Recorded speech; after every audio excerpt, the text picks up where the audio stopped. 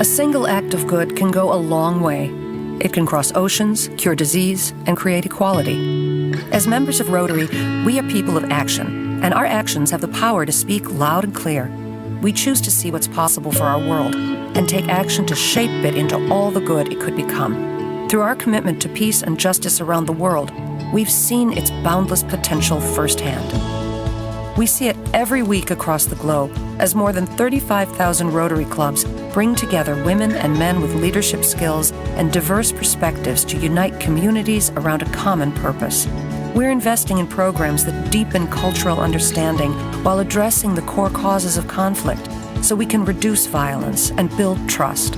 We believed the most important investment we'll ever make is in people, training young leaders to thrive and be resilient. As the Rotary Peace Centers thrive and our 60-year collaboration with the United Nations continues, the impact of our peace-building efforts is even further amplified, giving the voiceless a platform to speak for themselves and helping Rotary find potential in unexpected places. Today we invite you to see what's possible, because when we gain new perspectives, we have the power to change the world. Learn how you can support the cause that means the most to you.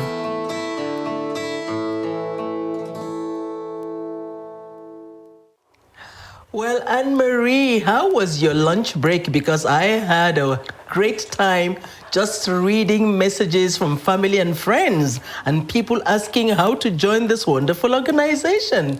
Wow, Stella, that is good news because we need to grow our membership. But I visited the virtual exhibitions, pleasantly surprised, so beautiful, and we're also part of the donor luncheon. So our leaders were there, and I want to say to you, the continent is in good hands. Thank you very much to all our Rotarians and our donors. Thank you.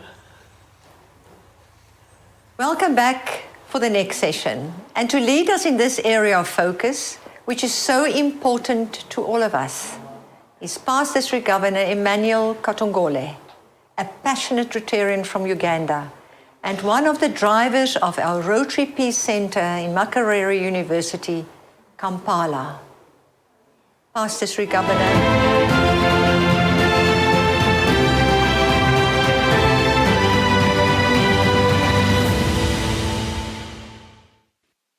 Good afternoon, friends. I recognize the presence of senior Rotary leaders and fellow Rotarians, ladies and gentlemen. What a great afternoon. An afternoon when we're going to be speaking peace. Peace in the world, peace in our countries, peace in our communities, peace in our families. For so many years, the Rotary Foundation of Rotary International has had a huge effect on humanity. We've had our dealings in doing good in 7 areas of focus. But one area of focus that is a denominator of all the things that we do is peace. Because without peace, there will be no economic development in the world. There will be no water. There will be no treatment and disease care. Virtually, peace is the intersection of whatever we do as Rotarians. Together, we are a world where people unite and take action to create lasting change across the globe, in our communities and in ourselves. Fellow Rotarians, this afternoon, we're going to be speaking about peace building and conflict prevention. As a humanitarian organization, Rotary refuses to accept conflict as a way of life. Today, over 70 million people are displaced as a result of conflict, violence, persecution, and human rights violation. Rotary projects provide a warm ground for us to promote peace and to prevent conflict. This afternoon, we're privileged to have one of the illustrious sons of Africa who is not only a specialist in peace, but who has worked so hard to ensure that our continent is devoid of peace. We are delighted to have Dr. Vasu Gawundan, who is the Executive Director of Accord. Dr. Vasu will be speaking to us about peacekeeping in Africa, trends and responses. Fellow Rotarians, ladies and gentlemen, please welcome with me Dr. Vasu Gawundan.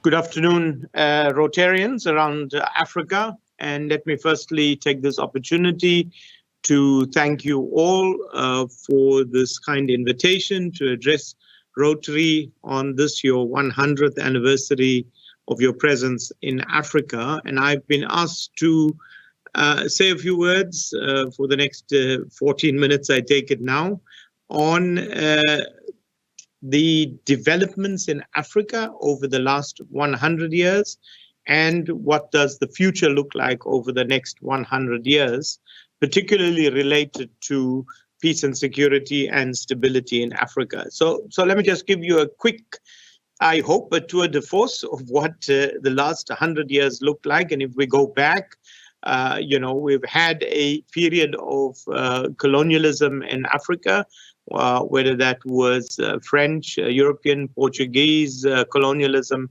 in Africa, that had an impact of, in a sense, disengaging Africans from their own governance and their own governance structures.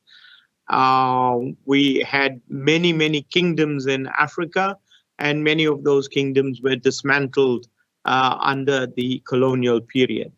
The end of the colonial period around the 60s saw the decolonization of the continent, but also a arbitrary drawing of borders that came out of the Berlin Conference a little earlier, that in many ways also created a continent that was destined to be in conflict for a long time because of the arbitrary drawing of borders. Nevertheless, the decolonization process resulted in a number of countries being decolonized and attaining their own independence from around the early 60s, ending with South Africa being one of the last countries to be decolonized, although having its own internal colonization, as we called it.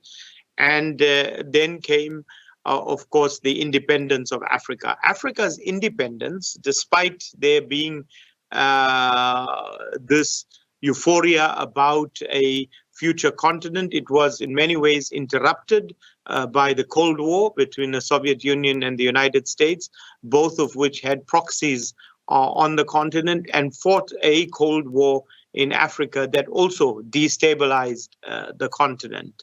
That took us to the early 80s, where the Cold War continued, but there was also the entry of the international financial institutions to try to re-energize the economies of the continent, but that had its own complications that led to more serious governance issues. And then came the 90s with the collapse of the Soviet Union, and then 3 decades on the continent where new reconstruction efforts were attempted. Let me also say that we need to take some responsibility on the continent as Africans, where in attempting to reconstruct our countries, a number of our countries have been subjected to endemic corruption, and in some instances, a proliferation of conflicts that some of it were made within the continent by the leadership on the continent, but also Africa became again a victim of geopolitical ambitions of very many large powers around the world. So we find a continent beset with its own problems internally, driven by itself internally, and then largely impacted by geopolitical developments. So that's where we find the continent today.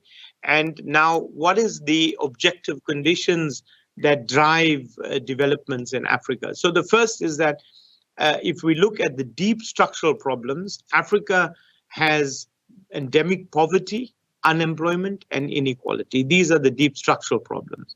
They arise also from the fact that our economies have not transformed over the last several decades from independence. Large part of the continent is still agrarian, and it is not industrialized nor moved into the services sector.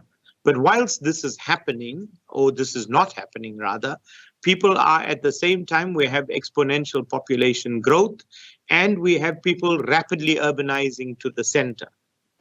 Now, if you look at Europe's trajectory of development, Asia, Latin America, and many other parts of the world, North America, etc., you find that urbanization coincided with industrialization. So low-skilled farm workers moving to the center were absorbed into low-skilled factory jobs. This is not happening in Africa because of the absence of industrialization in large parts of the continent.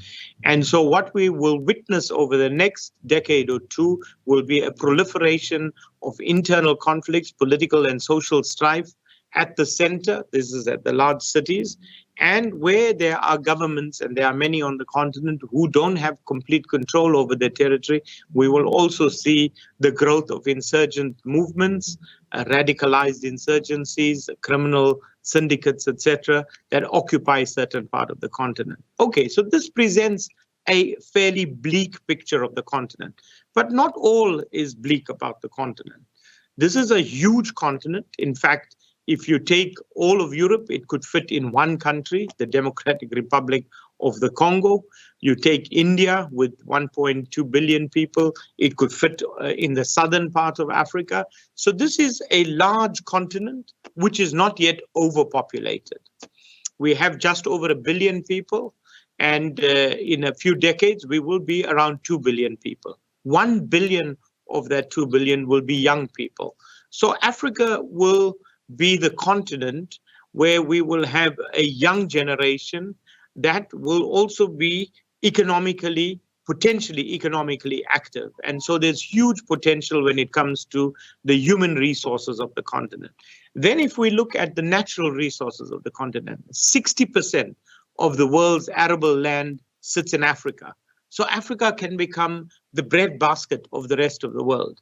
And we have very good rainfall in parts of the continent and we have the huge Congo River, we have the huge Nile River.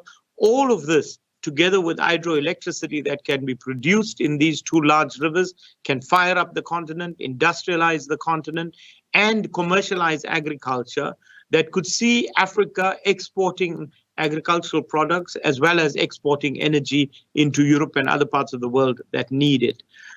In addition, all the conceivable minerals that are needed for the 21st century industries of battery technology or the space industries, electric vehicles, all of that is found in abundance in Africa.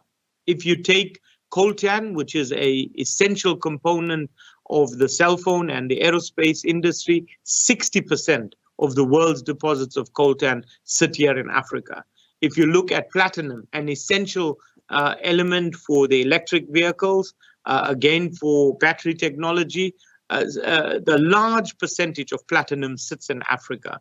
So there are huge resources on the continent, not leaving aside, of course, that when we look at a consumer base, the largest consumer base in the world will be here in Africa. So what does the next 100 years look like in Africa? I think we will certainly, the next decade or two, we will see a lot of civil strife on the continent.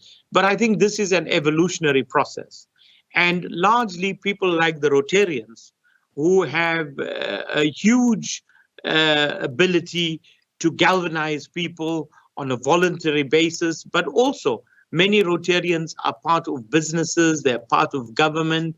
And so I think Rotary has a huge role to play to recognize that Africa has huge human potential, natural resources, and that if we galvanize all of that, and if we have the right leadership on the continent, and if we have the right commitment, drive, and passion, that the kind of things that Rotarians bring, we would be able to work together and transform this continent into an oasis that can take its place alongside all of the rest of the developed countries in the world.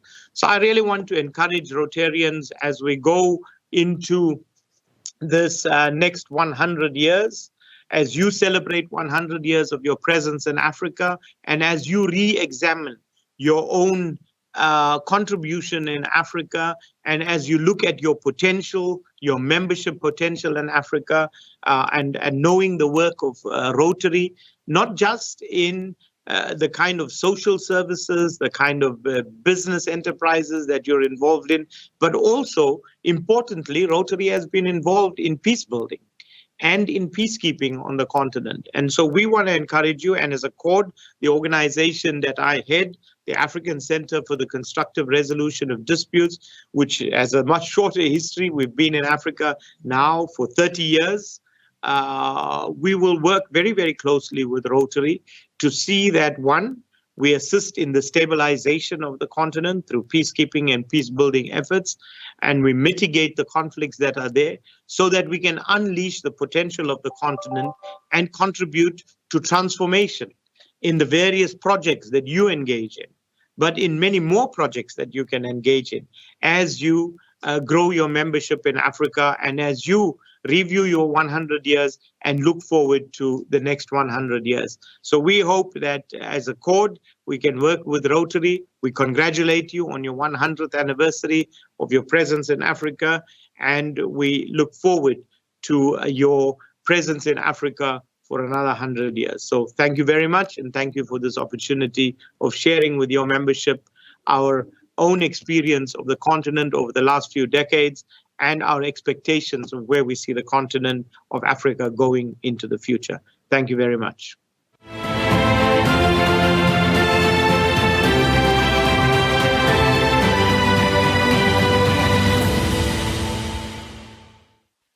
Good afternoon once again, fellow Rotarians, ladies and gentlemen. And again, I recognize the presence of our senior leaders and to you, friends. I am absolutely excited that this afternoon, as we celebrate 100 years of Rotary in Africa, we're talking about peace. Peace in whatever we do. I'm also very excited that the Rotary Foundation of Rotary International decided to take on peace as a major area of focus. For many years, the Rotary Foundation has been sponsoring Rotary Peace Centers across the world. 7 centers so far. And tell you what, the latest Rotary Peace Center is in Africa. What an opportunity that Rotary is taking deep root on the African continent. Thank you, Rotary. Thank you, Rotary leaders. Thank you for choosing Africa. Next is our panel discussion. We're going to be discussing the role of civil society and various role players in ensuring healthy democracies in Africa. As we all know, democracy has been an illusion on the African continent. But without democracy, peace becomes an illusion. This session discusses many of the assumptions, hypotheses, and conclusions connected with the presumed role of civil society organizations in the democratization of the African continent. Taking a comparative advantage, we will look at countries that have successfully democratized. What is it that they do? What is it that the citizens of these countries do? What can we do to make it work? Civil society, what is the role of civil society? Can civil society help in democratizing Africa? Friends, to join me this afternoon are two distinguished Africans. Past Assistant Governor Annie Nkutu is an entrepreneur. She is the managing director of Nordic Consulting. Among the work she does is to consult in areas that make the continent a better place to live in. It is also my greatest honor and privilege to have a man who has given his all, very well learned, went to school, did all faculties of school until he got his PhD, but he has spent almost his entire life talking peace. Ladies and gentlemen, please welcome with me Dr. Rama Nadu, who is the executive director of 6 Degrees Shift. You've worked with the civil societies. In your opinion, Anne, what does the landscape of the civil society sector in the continent look like? Could you please paint us a general outlook of the civil society on the African continent? Perhaps I'd like to start off by debunking the concept of civil society. Often when we speak about civil society, it's conflated with non-governmental organizations. But non-governmental organizations are just a subset of civil society, and it's much wider.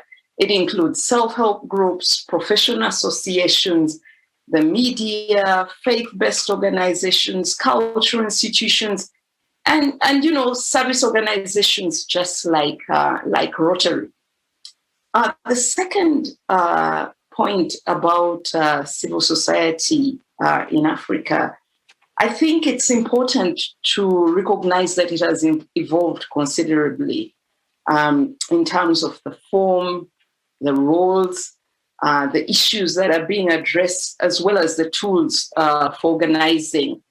And all these are being shaped by the political and economic context in which different countries find themselves.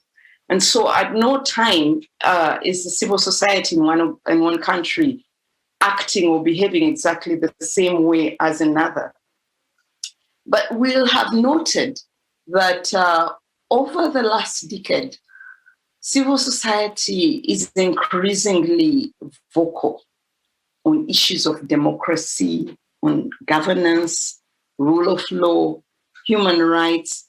And I guess that's also because those are really the issues that are on the table. Those are the issues that the continent is struggling with. And so civil society is increasingly vocal on those issues. And it also happens to be a time at which there is a lot of pulling back or, shrinking of civic space, as you may have had. And because of that, the forms of organizing are also changing. And so you find that the level of civil society activity, first of all, has changed. And it's moved away more from the organized organizations as we know them to more informal organizations, bringing together activists, both from, within countries, across the continent and globally, and using online tools to mobilize, to speak, and, to put issues on the table. And so civil society in Africa is changing, but I think it's reflective of the context in which we operate. Oh, thank you so very much. And I think your exposition of the civil society is a great reflection of what is possible in Africa. To you, Dr. Rama Nadu, any thoughts on civil society? Yeah, I think, thank you for that lovely broad view, Anne. And I think the one thing I noted is that the one thing that COVID has done, it's made the world a lot smaller in terms of knowing what's happening in other countries. And so the support base at two levels. One, because social media is so active, But two, I think people all around the world are beginning to see firsthand the kind of inequity we have in the world, the difference in the systems of governance, in government, in democracy, in human rights. We see it every day in places, and I think that informal connection that we are talking about has given impetus to the movement in Africa to say that you're not alone. It's not just an African problem, it's a global problem of how we interact with democracy in a way that becomes real for ordinary people on the ground. So I think you're spot on, and I think for me, COVID forced people to confront things that maybe they didn't want to really see. So thank you for that. Well, thank you, Dr. Rama. I think that's a great point that to carry forward. Inequity on their continent. It's one of the biggest diseases that we have on the continent. And unless there is peace, equity is not going to be achieved. Dr. Ramanadu, many African countries have been marred and shrouded in pessimism and negativity under the shadow of bad governance and often under dictatorships. What are some of the major challenges that African countries face when it comes to governance? Emmanuel, I think the problem is actually quite deep. It's structural. It's not just creating peace or creating space where we can talk about living in harmony. The structure of the way we've imported democracy into Africa, a kind of foreign concept to us. It's not that Africa wasn't democratic. Africa had its own institutions, and it's questionable whether some of the models we see in the West are really democratic at all. So that's just my point of view. Judging from what we've just seen in some of the other countries, I think we're not doing too badly in terms of democracy. But on the question of governance, good governance and bad governance, my perception has been, my experience has been that as we worked with issues of governance, especially at the level of local communities, local governments, municipalities, where people meet the face of politicians. That's where they meet democracy. That's where they live it.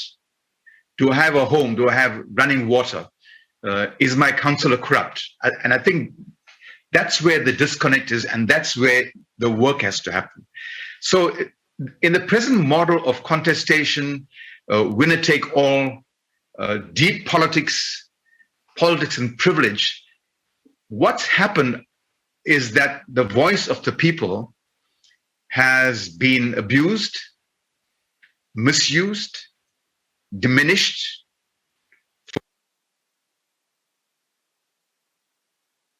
The real work on governance, for me, is that governance without accountability, without people being able to claim the agency for what this democracy has promised them, is fairly toothless.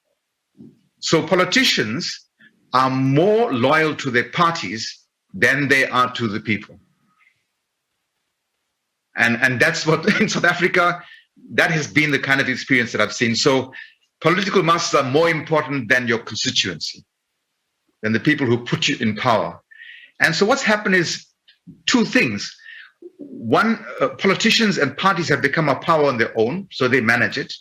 But on the other hand, communities have become so cynical about politics that they only see it as something that I can use to my advantage. So the whole notion of democracy and what it's supposed to bring, government for the people, by the people, I think is being questioned. So if we want governance to be a real issue, then the work is not just with the politicians, it's also with our communities. It's being able to claim their agency, hold people to account, knowing that their vote is more than just a cross on a paper and something that happens once every 4 years. If we can't change that, then I believe we're dealing with the symptoms of the problem, not the real one. So I want to challenge even Rotary, which is such a major organization doing such important work, that maybe at this time, all of us are facing a crossroads with democracy. The form of it, the impact of it, and how we want it to be. And therefore, I think places like this, where we come together to talk about maybe things are not going as well as we expected, is also a time for us to be a bit more creative about what we see, try new ways of doing it, and maybe a different kind of approach in terms of empowering communities, not with just more training, but I think for me, it's about agency, it's about commitment, it's about caring for each other. And this thing you said, Emmanuel, was about creating a common humanity where we care for each other. Now that principle is a universal one. I care for my neighbor, and my neighbor cares for me. And the people we put in power serve us. Somewhere along the way, that model got inverted. And I think the challenge for us with the peace centers, with Rotary's work, is how we can begin to change that picture and see it through a different lens. And so governance involves all of us. It's not just the realm of politicians. And I think that's a challenge. There isn't a single answer to it, but I think it's a journey that we must name the question and deal with it. And it might be uncomfortable for us, but it's not just an African question. It's a question for the world. Wow. Thank you. Thank you so very much, Dr. Ramanadu. Friends, we are at a crossroad. But the responsibility to straighten it up is all ours. It is for you, it is for me. Public-private partnerships play a very important role. Are you your neighbor's keeper? Are you your sister's keeper? Are you your brother's keeper? What role does governance play? And I know you are an expert in the issue of governance. It's not only about governance of civil society, governance in the public sector, governance in the corporate world. Any thoughts, quick thoughts, Anne, on how governance could be utilized to ensure healthy democracies? Governance is right at the center of a healthy democracy. When you have poor governance, then you don't really have a healthy democracy as we would wish it to be. But one of the challenges that I see in Africa is that in addition to what Dr. Naidu said, we have all these various issues that are going on and that we need to deal with that have led us to where we are. We have the issue of separation of powers in our institutions. We have corruption. We have succession challenges. We have misappropriation of resources.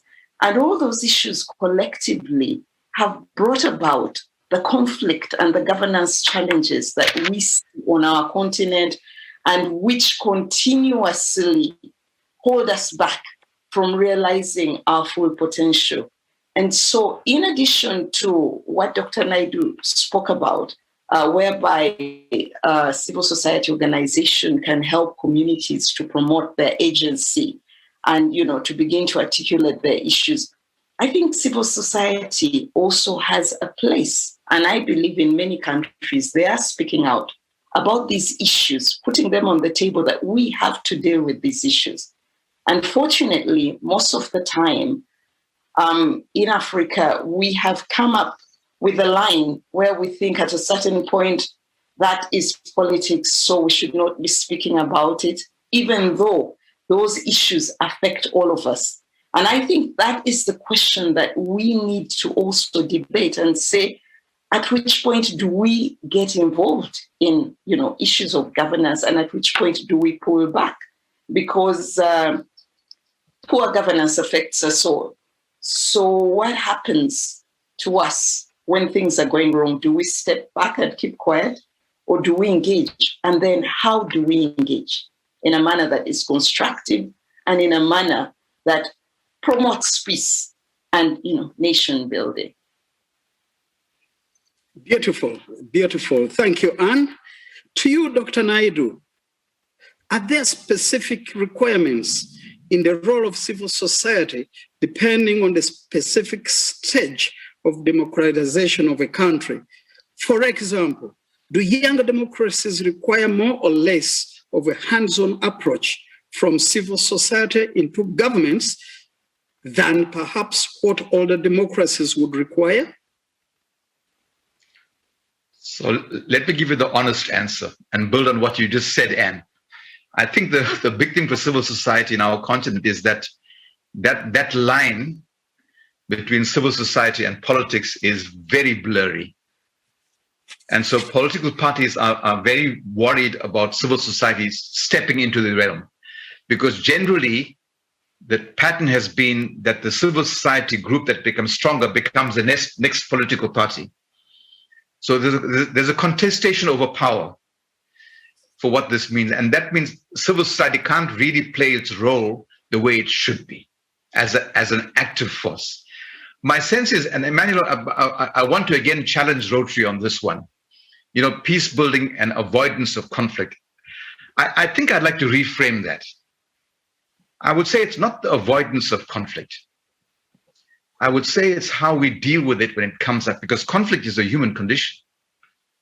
Man's survival is because of conflict. We differ, we have different views, we come together, we talk about it, and we work our way through it. I believe that by avoiding conflict, it just surfaces somewhere else in a different form. So we're not making any structural change to what's happening. And I think civil society's role is fundamental in that normally right now we are finding lots of young voices coming into the space who are demanding serious changes to the way in which we are governed. And those voices can't be ignored anymore. It's not just an African thing. If something happens in Ghana today, within 10 minutes, it's international. And nobody wants to be in international news. So this is a pivotal point for civil society to make those global connections so that the movement becomes one of a common humanity. And so for me, the emphasis of civil society should be more about building community. Wow. Thank you very much, Dr. Naidu. You're putting a challenge to Rotary. The good news is that as we celebrate 100 years of Rotary in Africa, Rotary leaders, both for Rotary International and the Rotary Foundation, are listening to you. However, suffice to say that for us in Rotary, it is peace promotion and conflict prevention. And it is not only that. How do we carry that out? We carry peace promotion and conflict prevention as a central part of the other 6 areas of focus that we deal in as Rotarians. To you, Anne, I'd like to get very brief thoughts about foreign aid. My own thinking of foreign aid is that it is only desirable if and only if it makes future aid unnecessary. But unfortunately, the continent is caught up in a trap. Foreign aid, and foreign aid. And when our donors have got a deficiency like they have right now for COVID, then we are in deep waters. Could the two of you give me just a minute of your thoughts on this? Yeah. Thank you, PDG Emmanuel. I think foreign aid has its place, and perhaps if it was actually stimulating growth in Africa, if it was something to catalyze growth and enable us to be able to get to a certain level of development where we're able to manage our own affairs, I think that would be a good thing. Unfortunately, we seem to be caught up in this unending cycle of borrowing and paying back and borrowing and paying back. And I think part of the reason comes from the fact that those who give us foreign aid do also have their own interests and their own agendas. And that's what shapes what they'll give us, when they'll give us, and until we break out of that mold, whereby we're able to have our own resources, I think we'll continuously remain in this cycle of borrowing and begging. Lovely. Your thoughts, Dr. Naidu? I just want to multiply Anne's thoughts by 10,000, because that's exactly what the picture is. And I don't think it's because of ill intention. Sometimes people set out with good intentions, but the result is not what we expect. So it keeps people in bondage, that we're dependent just on foreign aid.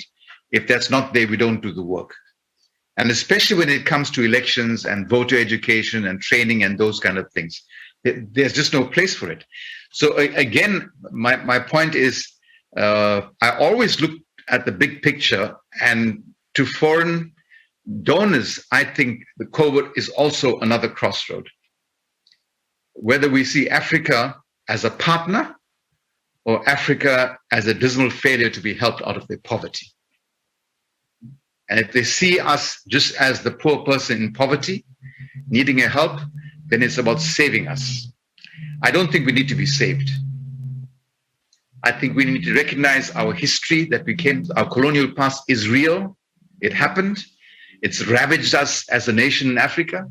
And the one thing I do appreciate about Rotary is that your Rotary chapters are all local. They're based in the countries. They're doing the work in the countries, which is a different kind of approach. So, with that sense, and with someone as big as Rotary, where you have impact with foreign donors, maybe a conversation needs to also be brokered with how this thing about foreign aid is tackled. And whether, as you said, Anne, is it geared towards real economic growth? Is there another agenda to it? And your point, Emmanuel, that if the aid is not designed to free us of the aid, then it's a golden handcuff.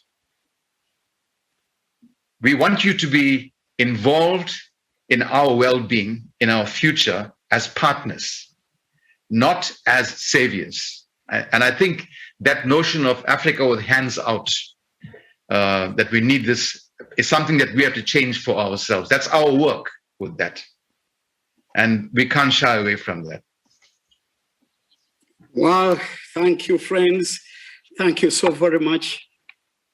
Fellow Rotarians, leaders of Rotary, ladies and gentlemen, when the curtain falls, it's time to get off the stage. What a wonderful afternoon we've had hearing from these two distinguished Africans. I'd like them to give us their parting shots. I'll start with you, Anne. And as you give us your parting shots, please let us know, how does Rotary develop leaders who can become catalysts of peace and development? There is a deliberate shift of moving away from just focusing on violence to beginning to look at ways of building peaceful societies. And so the Peace Center, for example, in Makerere University, has partnered with the Institute of Economics and Peace, and they're adopting the positive peace framework. And that framework focuses on the attitudes and the structures and institutions that are needed to create and sustain peaceful societies.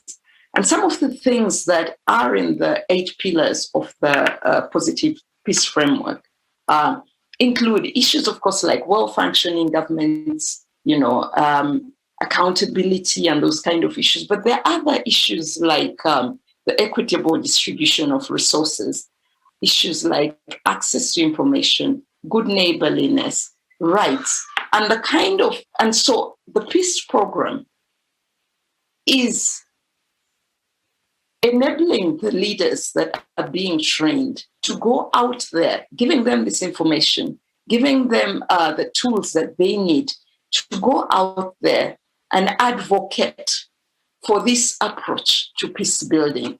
Not to move away completely from violence, because it will always be there. We'll always have to deal with refugees. We'll always have to deal with the after effects of conflict.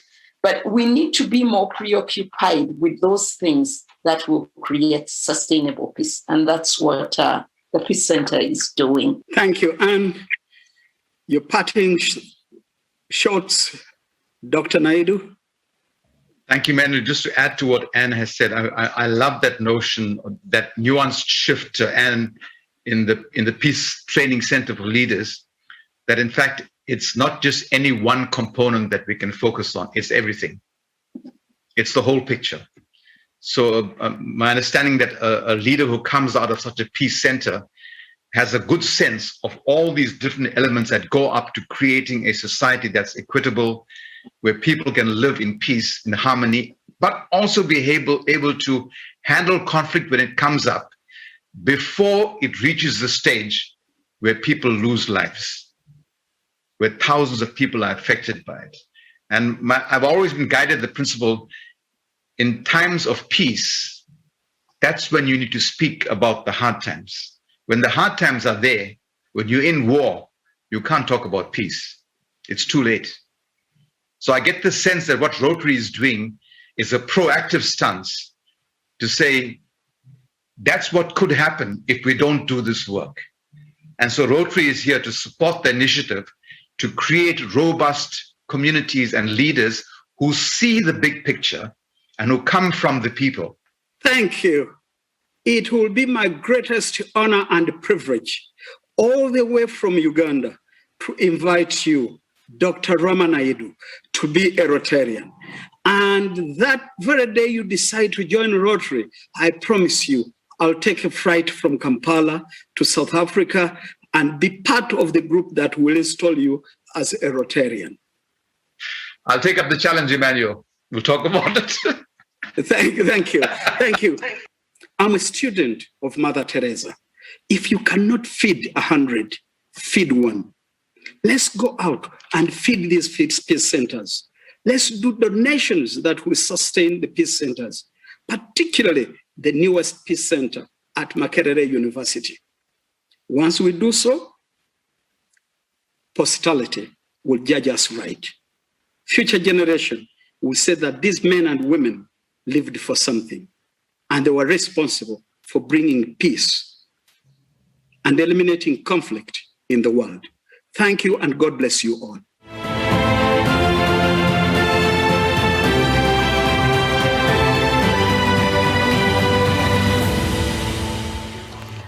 Wow, thank you very much, PDG Emmanuel, for that pertinent session on the importance of fostering peace building on the continent. And now, to hear a short testimonial about the program run by African Rotary Community Mediators, please welcome Dr. Nirmala Reddy and Dr. Kate Ferguson. Over to you.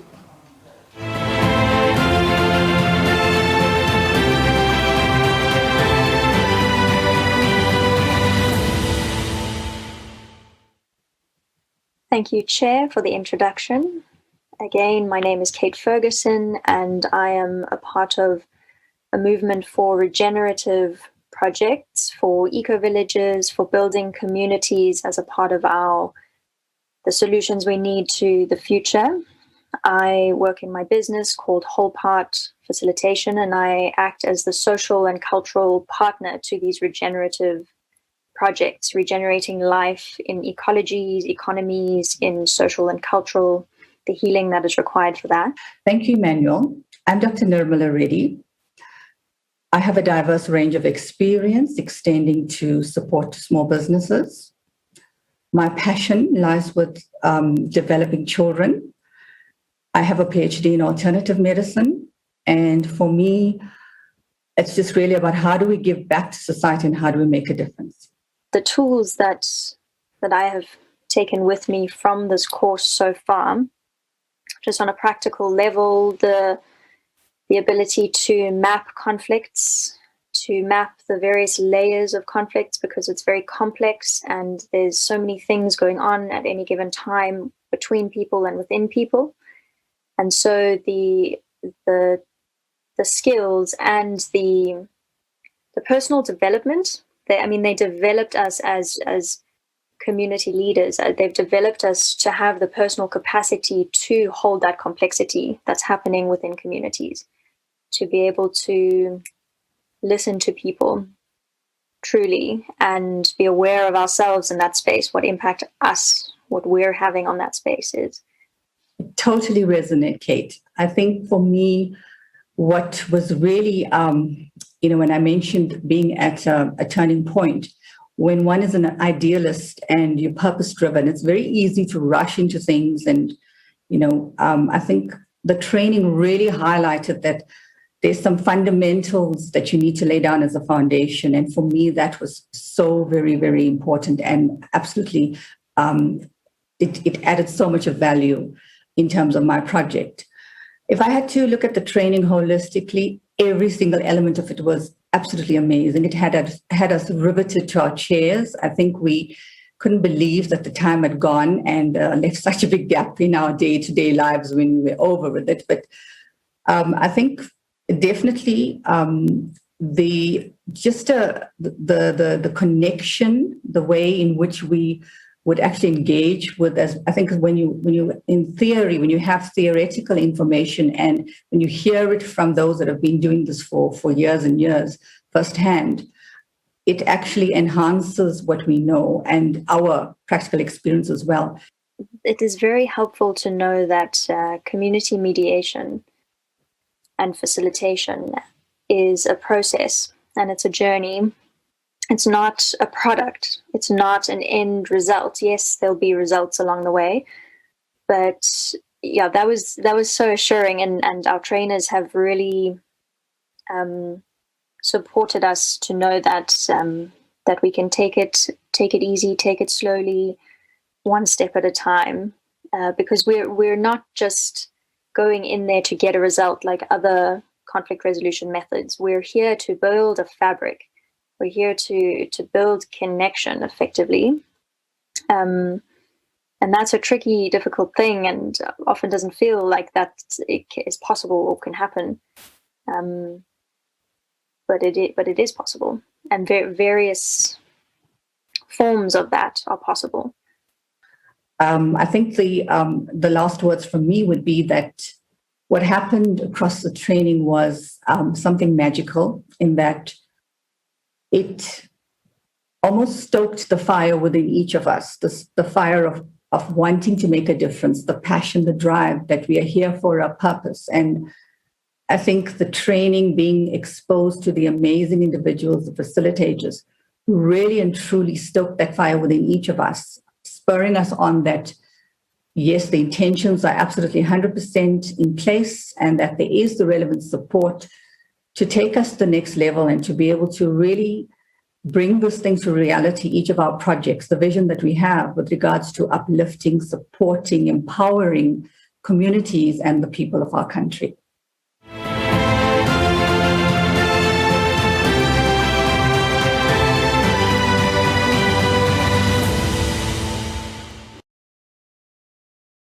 There are great work being done by ARCOM, or African Rotary Community Mediation, accredited by MBBI, as we heard also this morning from Trustee Ravi.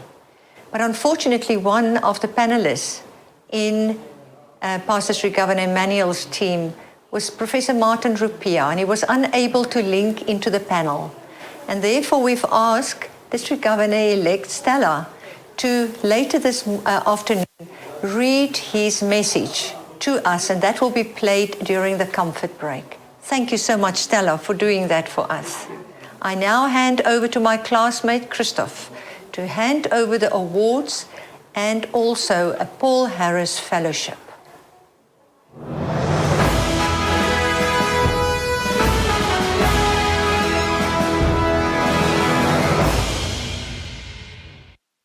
Bonjour à tous.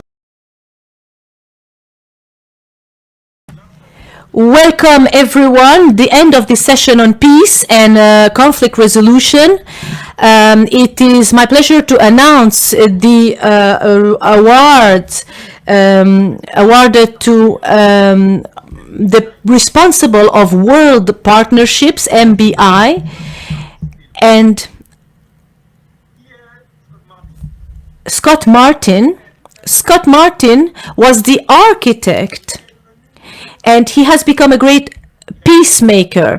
He was president of the section. He also was a former co-director of the MDI project in Rwanda. Scott, committed with MDI for over a decade now as a founding member of it. In 2017, he has become a fellow of Rotary. Scott Martin, as a manager of World Partnership within the MBI, was one of the main trainers of the project Africa Rotary Community. And this project is happening now without a mediator. Scott Martin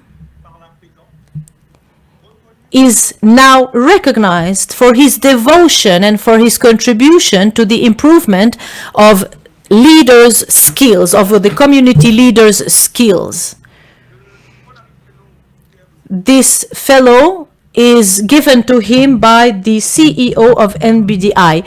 So once again, congratulations to you, Scott Martin, for your contribution to peace and conflict resolution in the world. All our recognition and thanks and congratulations also go first of all to our dear moderator, PDG Emmanuel Katangoli. And we'd like to thank also and recognize the speaker, Dr. Baz Unten, and also our panelist, Professor Martin Pia, and Ezean Utu, Professor Natounier, and Dr. Rama Netu. Thank you to all of you.